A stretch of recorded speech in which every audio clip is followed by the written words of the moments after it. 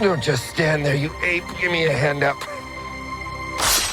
Nope, I'm actually okay. Thank you very much. When your world went to shit! Life is a mystery. I don't know anything about saving worlds, but you do.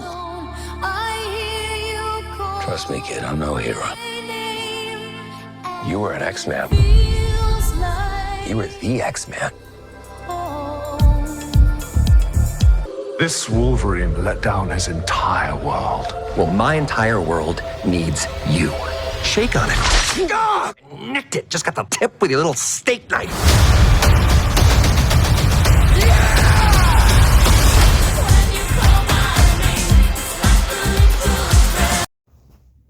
Obviously, we cannot do. So this is my penultimate episode of Road to Deadpool and Wolverine movie reviews. And of course, we take a look at the 2016 Deadpool movie, which took a long time to get in the works, from X-Men Origins Wolverine, Green Lantern bombing, 20th Century Fox having a hard time deciding they should greenlight it. Then a test footage came in, and that all changed. And it was a huge marketing on the movie, and it made a lot of money for, at the time, a R-rated movie for Marvel movies at that time. And this is an interesting one because I've been interested in this movie before I knew what rated R movie was, or even MPA ratings were. And I watched a lot of clips, and my parents get angry about it for being a not very family-friendly movie. And I was thinking of watching it, but I couldn't. But then in 2020, I was finally able to watch it. And then I think in 2022, I watched it again. Then in March 2024, I watched it again. And today, I watched it again. So I've seen this movie quite a few times. So now I'm reviewing this as a hype for Deadpool and Wolverine. What are my thoughts on this?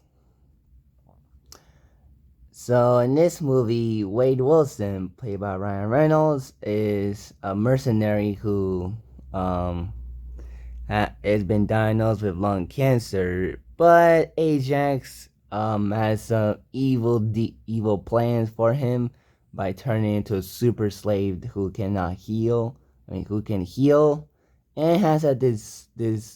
has an awful face.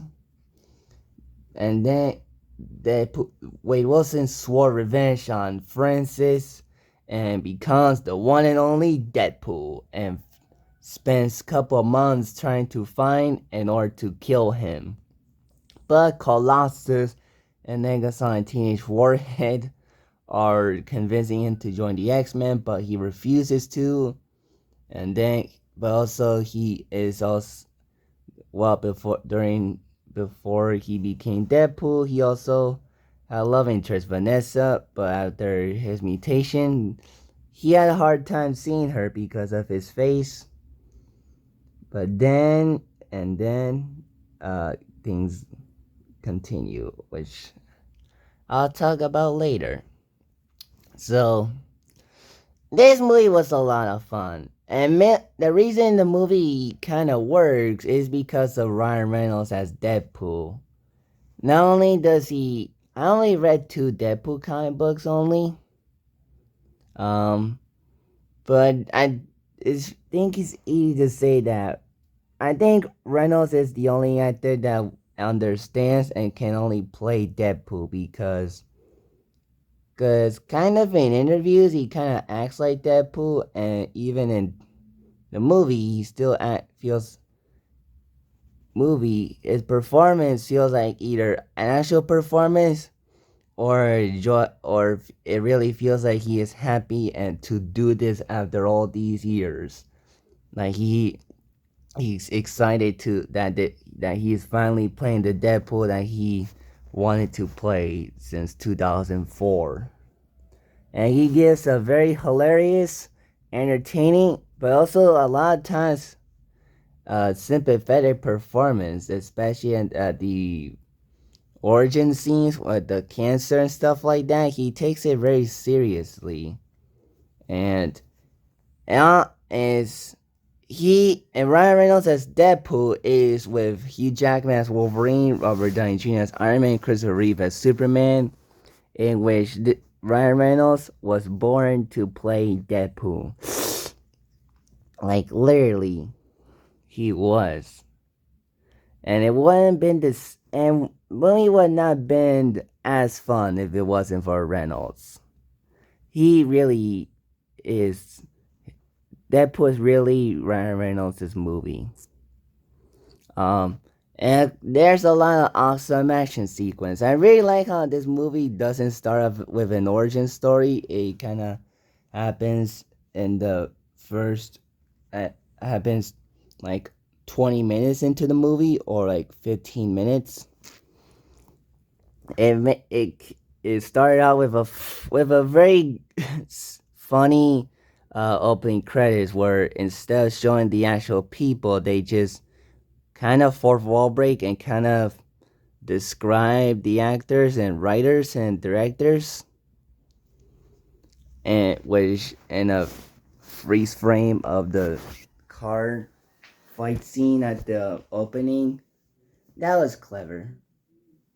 And the action also is very fun as well from the opening one, and the one where Deadpool becomes Deadpool and kills to find Francis, and the climactic battle, of course. So this movie has a lot of cool action, honestly. And of course, the Deadpool costume is perfect. They learned their lesson from X-Men Origins and kind of from the X-Men movies because they mostly ignore the costumes except for Magneto, who looks the coolest, and Patrick and Charles Xavier, who I think those two characters are the closest they got to accuracy from their looks compared to the other X-Men who just wear black leather suits that look well designed but not as awesome as the yellow spandex is. And to know that they finally gave Deadpool the freedom to have the comic accurate costume is very epic to see. And I think it's a very perfect color in it and perfect suit for Deadpool to wear.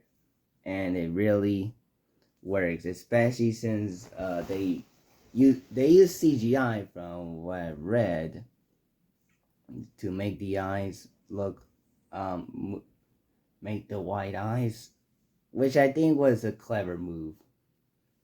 So yeah, the Deadpool costume, flawless victory. I also thought that Colossus was a very cool character. He was in X2, I think he was in Feature Pass, and to see him much more prominent and is bigger role is pretty cool to see, since he's more Colossus than he was in the first and the original movies, since it's a different timeline, so it doesn't really matter. So he made for a very good presence in it.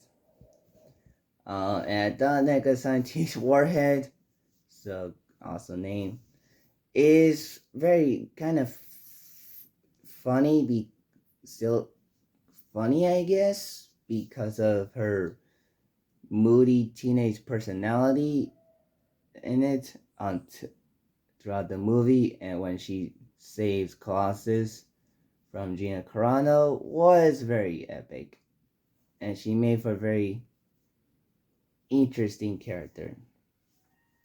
I thought Ajax was probably the weakest character in the movie, but I think he made for a important villain in Deadpool, since he was the one responsible for why Deadpool looks like the way he is, and thought he made for a very okay villain. And Vanessa made for a very good love interest, honestly, especially since she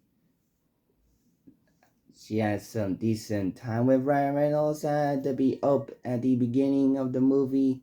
And I like how she briefly saves Deadpool from Ajax at one point. And the ending was kind of cute. And also the post-credit scene was a funny reference to Ferris Bueller and Threat Level Midnight, and an interesting tease for Deadpool 2 about Cable, who they don't know who they play, but they already know with Thanos.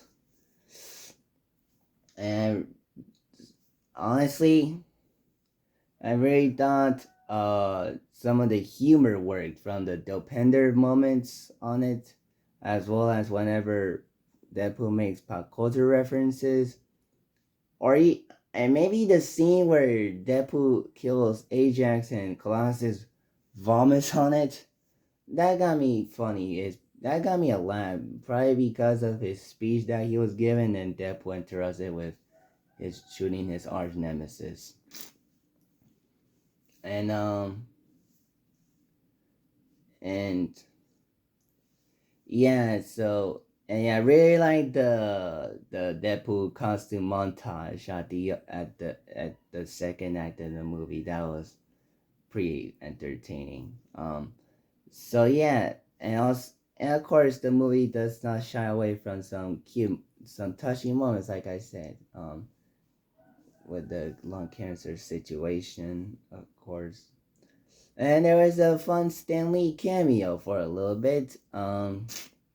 And some of the characters were okay, like TJ Miller as Weasel and Blind Owl as well. She had some funny moments with Wade Wilson, especially with the baby hand or some of the comments they made on each other when they go to their house first. So, like, yeah, Deadpool is a very fun superhero movie. I think it made for it was pretty funny. I'm not gonna lie, it really was. So yeah, so that was my take on the 2016 Deadpool movie.